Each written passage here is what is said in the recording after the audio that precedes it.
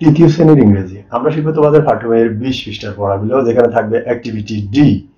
Activity ডিটা নেওয়া হলো my friends family and numbers এই ইউনিট থেকে। এই ইউনিট থেকে এটা হলো আমাদের লেসন 3 অর্থাৎ মাই ফ্যামিলি। আমরা শিখবো অ্যাক্টিভিটি ডি।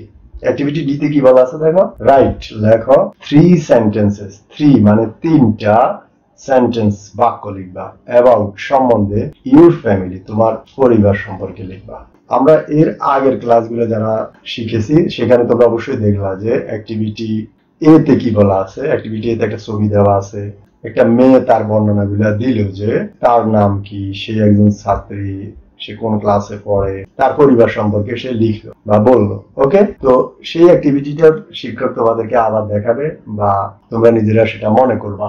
মনে করার পরে এই অ্যাক্টিভিটির আলোকে তুমি তোমার পরিবার সম্পর্কে অন্তত 3টা বাক্য লিখবা। ওকে, তার মানে এই অ্যাক্টিভিটির আলোকে যখন তুমি 3টা বাক্য লিখবা, এই উত্তরটা কেমন হতে পারে আমরা একটু দেখবো।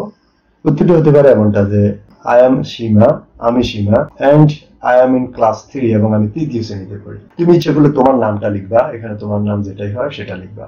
এরপরে আসো, দেয়ার আর 3 members in my family.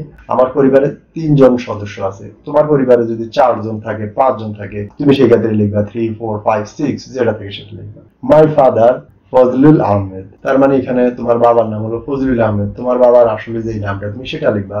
Is a doctor, তোমার বাবা হলো একজন ডাক্তার, সেক্ষেত্রে তোমার বাবা যেটা হয় তুমি সেটা লিখবা।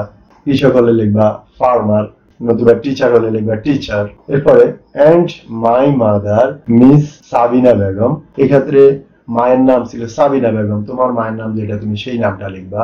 ইজ আ টিচার, মা হলো একজন শিক্ষক বা শিক্ষিকা, এই ক্ষেত্রে তুমি হতে পারে তোমার মা গৃহিণী, গৃহিণী হলে লিখবা হাউস ওয়াইফ, নতুবা ব্যাংকে জব করলে সেটা লিখবা ব্যাংকার, এভাবে লিখবা। ওকে, আর আজকের লেসন শেষে শিক্ষক তোমাদেরকে যে সফটওয়্যার মাধ্যমে মূল্যায়ন করবে সেই সফটওয়্যার হলো এটা, অর্থাৎ তুমি তোমার মধ্যে যে ফিআইটা পারফরম্যান্স ইন্ডিকেটরটা থাকার কথা, এই আইডিয়াটা তোমার মধ্যে থাকার কথা, সেই ক্ষেত্রে তোমার ভিতরে শিক্ষক যে যতটুকু পাবে সেই অনুযায়ী তোমাকে মূল্যায়ন করবে। আর এই সবগুলো আমরা প্রত্যেকটা ইউনিটের প্রথম ক্লাসে আমরা এই সবটা কিভাবে পূরণ করতে হয় সেটা শিখিয়েছি। এছাড়া তোমাদের অঙ্ক এবং ইংরেজির সবগুলো সমাধান অর্থাৎ তোমরা যদি একত্রে পেতে চাও তাহলে আমাদের এই চ্যানেলের প্লে লিস্ট গুলাকে ফলো দিয়ে রাখতে পারো।